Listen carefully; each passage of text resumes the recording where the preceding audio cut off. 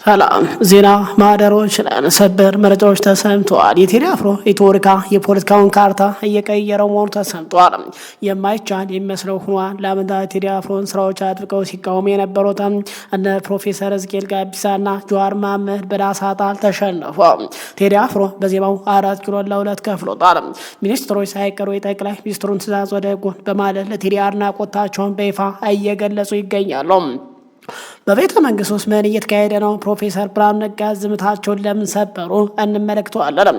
ዳስታን ሙዚቃ በሁለት ቀን ውስጥ ብቻ 10 ሚሊዮን እይታዎችን ሰብሮ ታሪክ ሲሰራ መንግስት ግን አድማጮችን በማሰል ላይ ይገኛል ተብሏል። ጠቅላይ ሚኒስትር አብይ ጩኸቱን ለቆራጮች እንተዋለን ሲሉ ሚኒስትሮች ብርሃኑ ነጋ ግን ቴዲ ጀግና ነው በማለት አደባባይ ወጥተዋል። እስርና ማስፈራሪያው ያልገታ የዳሳ ጣል ማዕበል የት ሊደርስ ይችላል? አብራችሁ ቆዩ ትመለከቷላችሁ። ሰላም ጤና ይስጥልን ውድና የተከበራችሁ የሚዲያው ተከታታዮች እንደምን አላችሁ? እንደምን ስቆያችሁ? በተለመደው መሰረት የሰዓቱን መረጃዎች ይዘን መጥተናል። መረጃውን ላይክ፣ ሼር በማድረግ አብራችሁን በድጋሚ እስከ ፕሮግራሙ ፍጻሜ አብረን እንቆይ። የቴዲ አፍሮ አዲሱ ሙዚቃ አሁንም መነጋገሪያነቱ ቀጥሏል። ከሁለት ቀን ባልበለጠ ውስጥ በተለይ ዳስታ የሚለው ሙዚቃ ከ10 ሚሊዮን በላይ እይታዎችን በመቀዳጀት ታሪክ በመስራት የተለያዩ ሪከርዶች በመስመር ላይ ሲሆን አንዳንዶች የሙዚቃ የወቅቱ የኢትዮጵያ መዝሙር መሆን አለበት ማለት በመግለጽ ላይ ሲሆኑ በዚህ ሙዚቃ ውስጥ የመንግስት ባለስልጣናት ሚኒስትሮች ሳይቀር ለሁለት ተከፍለው የታዩበት ሲሆን መንግስት ሚኒስትሮች ሳይቀር ዳስታን በይፋ በማድረግ ለቴዲ ድጋፋቸውን በመስጠት ላይ ሲሆኑ መንግስት ቴዲን ለማ ያደረገው ሙከራ በሀገሪቱ ኤምባሲዎች ማስጠንቀቂያ የተነሳ እስሩ መሰረዙ ሲገለጽ በዚህ የተበሳጨው መንግስት በመቶ የሚቆጠር የሙዚቃውን አድማጮች ማሰሩን አነጋጋሪ ሆኖ ቀጥሏል። የቴዲ አፍሮ ዳስታ የኦሮሞ ሊቃን ልብ አሸንፏል። የፕሮፌሰር ሕዝቅኤል ጋቢሳ አስገራሚ ምስክርነት መነጋገሪያ ሆኗል። ዛሬ ደግሞ ታላቅ ታሪክ መሳሳብና አስገራሚ መረጃ በመውጣት ላይ ይገኛል። ባለፉት ዓመታት የአርቲስት ቴዲ አፍሮን ሙዚቃዎች ግጥሞችን አጥብቀው በመቃወም የሚታወቁት የኦሮሞ ሊቃን አዲሱን የኢትዮሪካ አልበም ተከትሎ ያላቸውን አቋም በመቀየር አድናቆታቸውን በመግለጽ ላይ ጀምረዋል።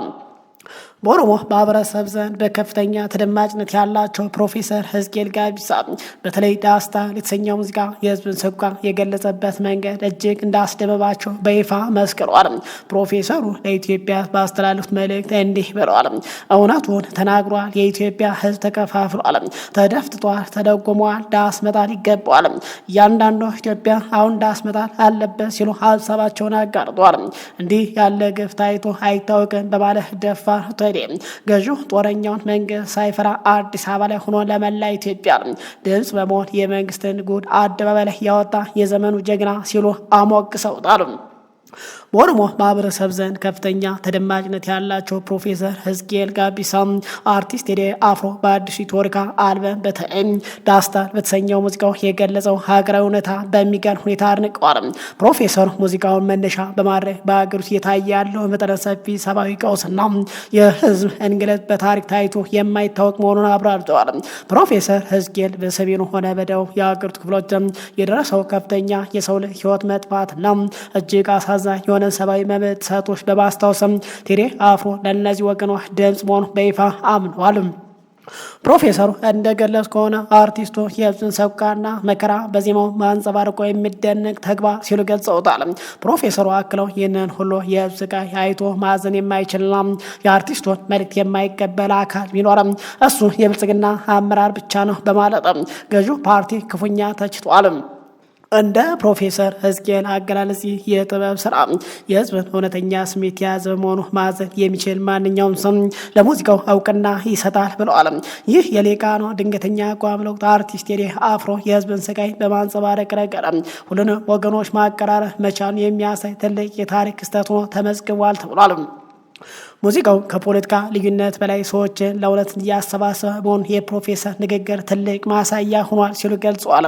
ከዚህ በተጨማሪ በኦሮሞ ማህበረሰብ ዘንድ ተደምጭ ሆነው የሆነው ጀዋር መሐመድ ተመሳሳይ ቴዲን የዘመኑ ክስተት በማለት አድንቀው መላው የኦሮሞ ህዝብ የቴዲ ሙዚቃ በመስማት ለትግል መዘጋጀት አለበት፣ ለቴዲ ድጋፍ ያደርጉ ዘንድ ጥሪ አቅርበዋል።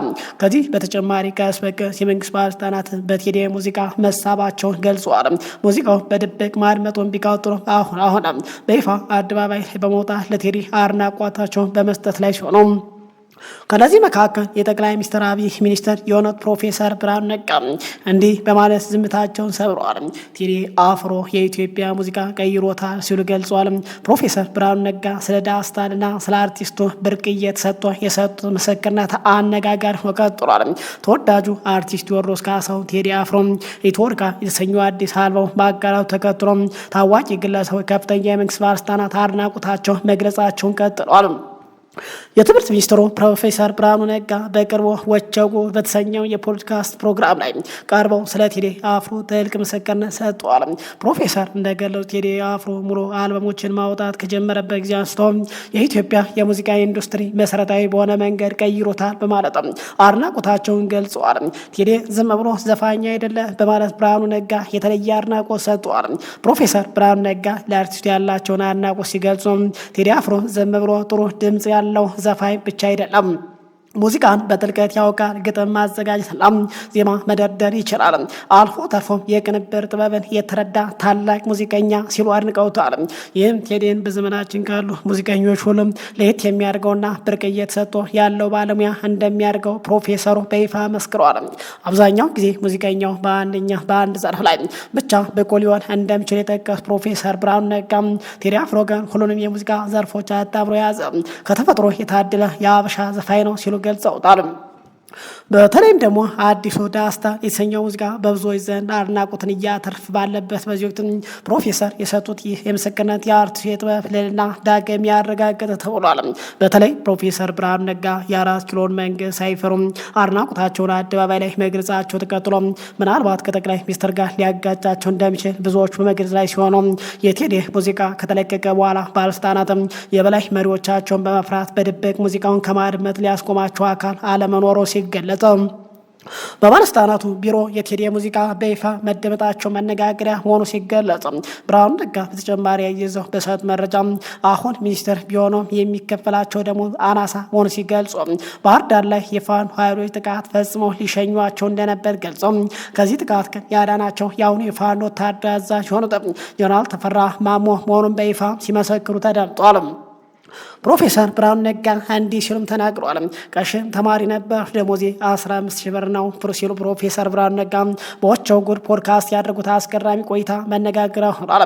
የትምህርት ሚኒስትር ፕሮፌሰር ብርሃኑ ነጋ በወቸው ጉድ ፖድካስት ላይ ቀርበው ያጋሩትን መላውን ማህበራዊ ሚዲያ እያነጋገረ ያለው ያልተጠበቀ ምስክርነት ቀርቧል። ፕሮፌሰር ከግል ህይወታቸው ጀምሮ እስከ ወቅታዊ ፖለቲካ የሰጠ አስተያየት ብዙዎቹን እያስገረመ ቀጥሏል። ፕሮፌሰር ብርሃኑ ነጋ በትምህርት ሚኒስተርነታቸው የታወቁ ቢሆንም ስለ ልጅነታቸው የትምህርት አቀባበላቸው ሲናገሩ ቀሽም ተማሪ ነበሩ በማለትም ብዙዎችን ፈገግ አሰኝተዋል። ሙዚቃ በጣም እንደሚወዱና በተለይ ባህላዊ አዝማሪ ቤቶች በመሄድ እየተጫወቱና እየተዝናኑ ይመለሱ እንደነበር ሳይሸሽጉ በግልጽ ተናግረዋል። ደሞዜ ግን አሁን 15,000 ብር ነው በማለት እንዳነሳቸውም ሲናገሩ ተደምጠዋል። ሌላው አነጋጋሪ የሆነው ነጥብ የሚኒስትር የወር ደሞዝ ጉዳይ ነው። ፕሮፌሰር በአሁኑ ወቅት ሚኒስትር ሆነው እያገለገሉ የሚከፈላቸው የወር ደሞዝ 15,000 ብር ብቻ መሆኑን በይፋ ተናግሯል። ይህ መረጃ የኑሮ ውድነት ባለበት በዚህ ወቅት የብዙዎችን ትኩረት ስቧል ተብሏል። ፕሮፌሰር ብርሃኑ ነጋ ስለ ስልጣን ሲናገሩ ስልጣን አይቼ አላውቅም ነበር፣ እድሜ ለዶክተር አብይ አህመድ ሾመኝ በማለት ለጠቅላይ ሚኒስትር ያላቸውን አድናቆት ገልጸዋል። ጠቅላይ ሚኒስትር ባይኖር ኖሮ ስልጣን ፈጽሞ እንዳማረኝ ይቀር ነበር ሲሉም ተደምጧል። ዶክተር አብይ ለዚህ ሀገራዊ ኃላፊነት እንደመረጧቸው በቆይታቸው ጠቅሰዋል። ፕሮፌሰሩ በአማራ ክልል በነበራቸው ቆይታ ስላጋጠማቸው የጸጥታ ስጋት ሲናገሩ ሕይወታቸው አደጋ ላይ ወድቆ እንደነበር ነው አስቸጋሪ ሁኔታ እንዳለፉ ገልጿል። ክልሉ ብሔርተኛ ሆኗል በማለት በወቅታዊ የፖለቲካ አስተላለፍ ላይ የራሳቸውን ትችትና ስጋትም ሲሰነዝሩ ተደምጧል። ፕሮፌሰር ብርሃኑ ነጋ ለቴዲ አፍሮ በመሰከሩበት ሰዓት ጠቅላይ ሚኒስትር አብይ አህመድ ዛሬ አነጋጋሪ ንግግር አድርገዋል። ጩኸት አይገታንም በማለት የጠቅላይ ሚኒስትር አብይ አህመድ አወዛጋይ መልእክትና የሚኒስትሩ የቴዲ አፍሮ አድናቆት መነጋገሪያ ሆኖ ዳግም ቀጥሏል። የአርቲስት ቴዲ አፍሮን አዲስ አልበም መውጣት ተከትሎ በሀገሪቱ ከፍተኛ አመራሮች መካከል የተለያየ ስሜትና ምላሽ እየተስተዋለ ቀጥሏል። በአንድ በኩል የቀድሞ ሚኒስትራቸው አድናቆት፣ በሌላ በኩል የጠቅላይ ሚኒስትር ጠንካራ ንግግር መላው ማህበራዊ ሚዲያን እያነጋገረ ቀጥሏል። የጠቅላይ ሚኒስትር የቅርብ ካቢኔ አባል የሆኑት ፕሮፌሰር ብርሃኑ ነጋ አርቲስት ቴዲ አፍሮን ተወዳዳሪ የሌለው ጀግና በማለት ባደነቁበት የጥበብ ስራውንም በልዩ ሁኔታ ባሞገሱበት በዚህ ሰዓትም ከቤተ መንግስት የተሰማው ድምጽ ግን እየተለየ መስሏል። ጠቅላይ ሚኒስትር አብይ አህመድ የቴዲ አፍሮ ሙዚቃ ተለቆ በህዝብ ዘንድ ሰፊ መነጋገሪያ በሆነበት በዚህ ወቅትም ዛሬ በመንግስት ሚዲያ በኩል ለሁለተኛ ጊዜ መልእክት አስተላልፈዋል። ጠቅላይ ሚኒስትሩ በንግግራቸው ላይ እንዲህ አሉ። ዛሬ እንደ ንስር ወደ ከፍታችን እንበራለን፣ ህልማችንን እናሳካለን፣ ጩኸቱንም ለቅሶውንም ግን ለቁራዎች እንተዋለን በማለት ዛሬ ድጋሚ አነጋጋሪ ሀሳብ ሰንዝሯል። ይህ የጠቅላይ ሚኒስትር ንግግር በሙዚቃ ውስጥ ለቀረቡ ትችትና በሀገሪቱ ስላለው ሁኔታ ለሚሰሙ ድምጾች ተቀጥተኛ ያልሆነ ምላሽ እንደሆነ ብዙዎቹ እየተረጎሙት ይገኛሉ። ጩኸቱ አይገታንም የሚለው አገላለጻቸው መንግስት የጀመረውን ጉዞ እንደሚቀጥልና ለሚሰሙ ተቃውሞችን ትኩረት እንደማይሰጥ የሚያመላክት ነው ተብሏል። ከቀናት በፊት ጠቅላይ ሚኒስትሩም እንዲህ በማለት ገልጸው ነበር። የምናደርገውን እናውቃለን፣ የምናደርገውን የህዝባችን ህይወት እንደሚለውጥ እናምናለን። የህዝባችን ህይወት እስኪለወጥ በሙሉ ልብ በሙሉ አቅም ስራችን እንሰራለን። ሊያደናቅፉን የሚችሉ ማንኛውም እንቅፋት ገለም ከየትኛው ጎን እየቀዘቀዝ በመጣል እናልፋለን በማለት ገልጸው ነበር። በአጠቃላይ እንደ ጉቶ እንነቅላችኋለን በማለት ከቀናት በፊትም የቴዲ አፍሮ ሙዚቃ በወጣበት ቀንም በአጠቃላይ አሁን ብልጽግና እየሄደበት ያለውን ነገር የሚቃወሙና ሊያደናቅፉ የሚፈልጉትን በሙሉ እንደ ጉቶ እየነቀል እንቀጥላለን በማለት አስተያየታቸው መስጠታቸው ይታወሳል። ጠቅላይ ሚኒስትሩም ለሁለተኛ ቀን ዛሬ በሰጡት መረጃ የትኛውም ጩኸት አያደናቅፈንም፣ ጩኸታቸው ለቁራ አንሰጣለን በማለት ድጋሚ አነጋጋሪ ሀሳብ ሰንዝረዋል። ክቡራን አድማጭ ተመልካቾች ሰዓቱ መረጃ ይመስላል። ከሰዓታት በኋላ በሌላ መረጃ እስክንገናኝ በያላችሁበት ሰላም ቆየን እያለም በቴዲ አፍሮ ሙዚቃና በተለይ በመንግስት ባለስልጣናት የተለያየ ሀሳብ መሰንዘር ጉዳይ ያላችሁን አስተያየት እንድታጋሩን በአክብሮት የጋበዝ። በሌላ መረጃ በድጋሚ እስክንገናኝ በያላችሁበት ሰላም ቆየን።